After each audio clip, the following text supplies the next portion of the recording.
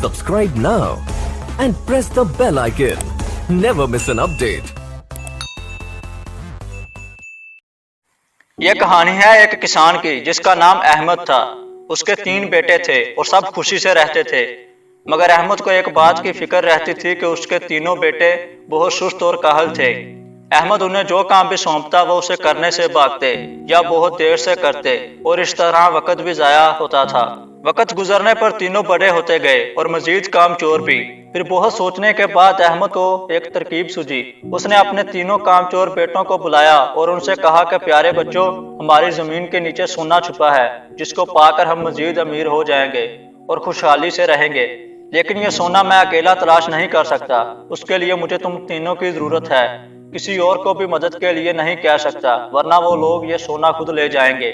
इसलिए मेरे बच्चों, तुम्हें मेरी मदद करना होगी। तीनों बच्चे सोने का सुनकर बहुत हैरान हुए और सोने की तलाश के लिए राजी हो गए। तीनों ने बड़े जोशो खरोश और मेहनत से जमीन की खुदाई करना शुरू कर दी। जब खुदाई मुकम्मल हो गई और सोना ना मिला तो तीनों ने अपने बाप से पूछा कि यहाँ तो कोई सोना नहीं है, क्या आपने हमसे झूठ बोला था? अहमद ने कहा, बिल्कुल नहीं, झूठ बोलना बहुत बुरी बात है, मैंने बिल्कुल झूठ नहीं बोला।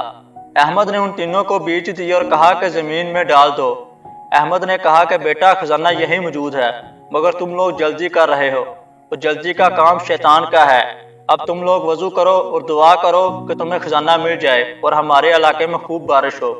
तीनों ने ऐसा ही किया और उनकी दुआ भी कबूल हुई और खूब बारिश हुई और कुछ ही दिनों में जमीन से पौधे उगना शुरू हो गए। फिर किसान ने अपने बेटों से कहा कि देखो, ये है वो खजाना जिसका मैंने तुम लोगों से कहा था। जब कोई शख्स मेहनत करता है तो उसे उसका फल जरूर मिलता है। तीनों लड़के अपने हाथ से लगाए पौधों को बढ़ता देखकर बहुत खुश हुए और अपने बाबा जान के गले लग गए और कहने लगे कि हम आइंदा हमेशा से आपकी मदद करेंगे और अपने पौधों की भी हिफाजत करेंगे।